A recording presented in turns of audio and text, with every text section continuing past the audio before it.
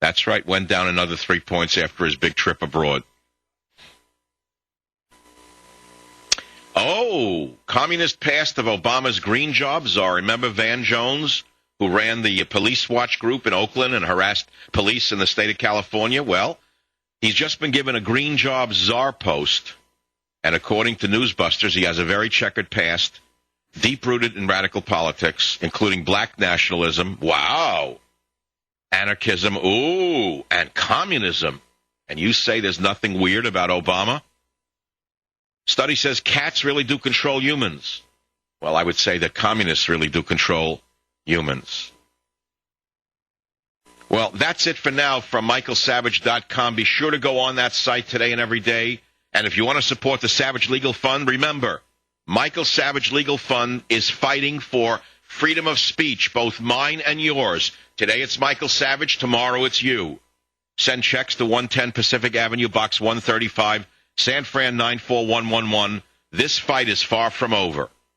Play me a song for a minute. Oh, that is so corny, my God. What is that, Patricia by Perez Prado?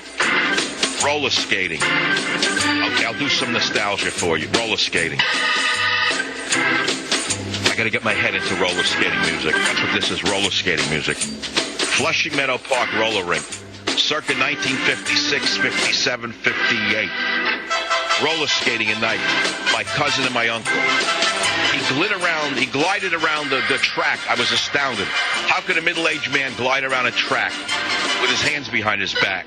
That was good. I couldn't understand it. I don't know how he did it. But then I saw pictures, like black and whites of him as a runner in the 1920s. He was actually a marathon runner. Who knew? Who knew that a guy who ate pickles and onions was a marathon runner? How could it be that a guy who was bald-headed was once a marathon runner? How could you know? How could you know? How could you know any of these things? Because to the youth, there is no past. To the youth, there is no future.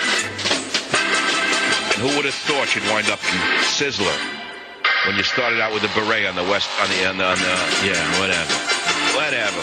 Turn it off. Well, something I talked about recently was Sotomayor. Play the clip. Many senators have asked me about my judicial philosophy. No. It is to apply the law. Right, sure, okay. And it is clear, I believe, that my record in two courts reflects my rigorous commitment to interpreting the Constitution according to its terms. She's a windbag liar, in my opinion. I don't care what you think of what I just said. What, because they elevate you heard of her? 2 months ago, you never heard of her. Now suddenly she's gone already. She said to white people, drop dead. Based on race, you're not getting anywhere. What do you want to cover this up? Now she's already playing Miss Moderate. The task of a judge is not to make law. It is to apply the law. And my record shows my rigorous attempt to wreck the Constitution according to my terms, is what she should have said. You forgot already the fireman decision that was just overturned by this whole Supreme Court? She is not qualified. This is a repeat of Ruth Bader Ginsburg all over again, with the same Republican types, once again ushering in a radical extremist. However, as I said at the beginning of the show, she may be the least extreme of the extremists that Obama could have picked. How do you like that? You expect him to pick a centrist? So forget about it. It's a waste of time, the whole thing. It's a rubber stamp job. You may as well be living in Bolivia in the 1950s, where they pick a judge from wherever they want. What are you talking about? A judge? She's a judge like you're a judge. In my day, this woman wouldn't have been a judge, a district judge. But because America has become a different world today than the day I grew up. And remember, I'm the son of an immigrant. But I wasn't told that because you're the son of an immigrant, they're going to lay down for you and give you they're going to grease the skids. In fact, the opposite was true. They said to me, because you're the son of an immigrant, you're going to have to work 10 times harder to get anywhere. Because you are the son of an immigrant, people are going to mock you. They're going to push you down. They're going to try to keep you down. And you're going to have to outdo them with hard work. And whatever God gave you in between your head isn't enough. You know what they say, genius is 99% perspiration and 1% inspiration. You heard that? Well, let me tell you something. I'm the living embodiment of it. But so are millions of you out there. That was in my day. But no longer today. Today, before they get off the banana boat, me immigrant, you racist, I sue ACLU. Right away, boom. Right away, they want to go to the head of the class and push you in the back of the bus. That's the new immigrant in America today. Take a look at what's going on in Los Angeles.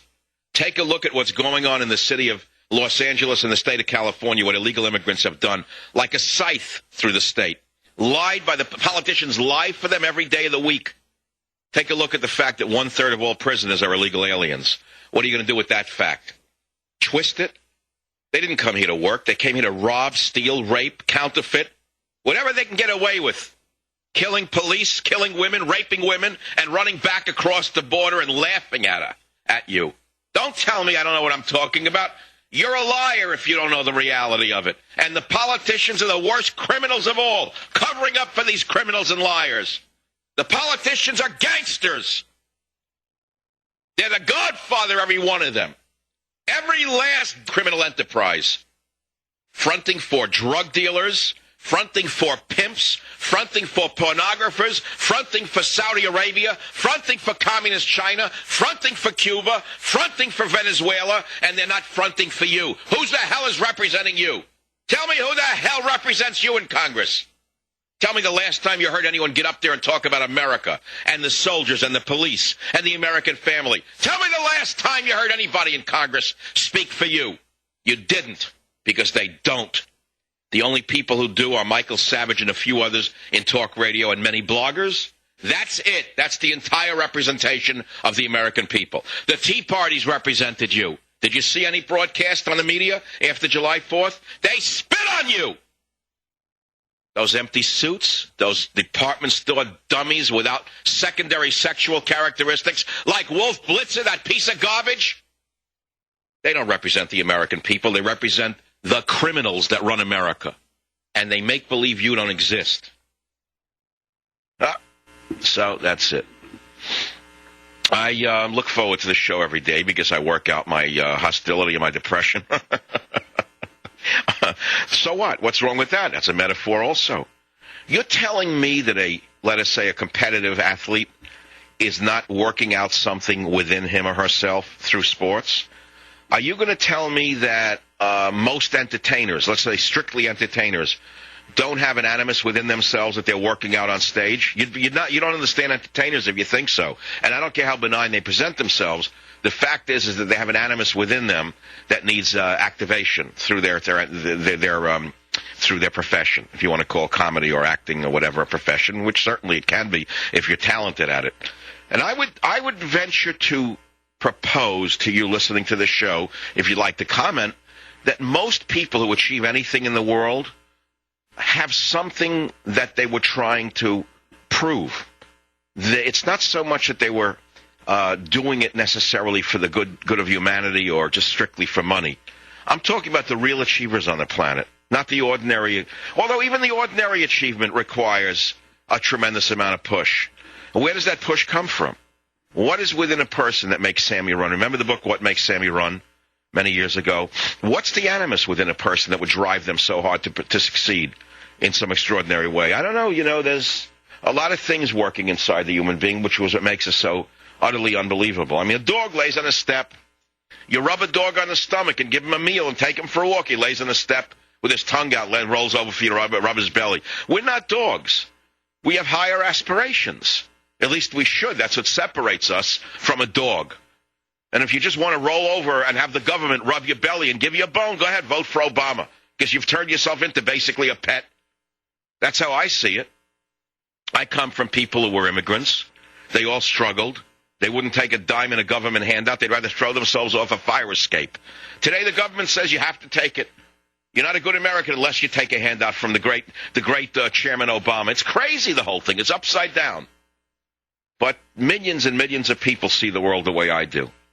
Whether we are a diminishing number of people is the question. Whether the next generation or let's say the younger generation still can have a work ethic in a society like this, and whether they still want to achieve, I don't know. Certainly some do.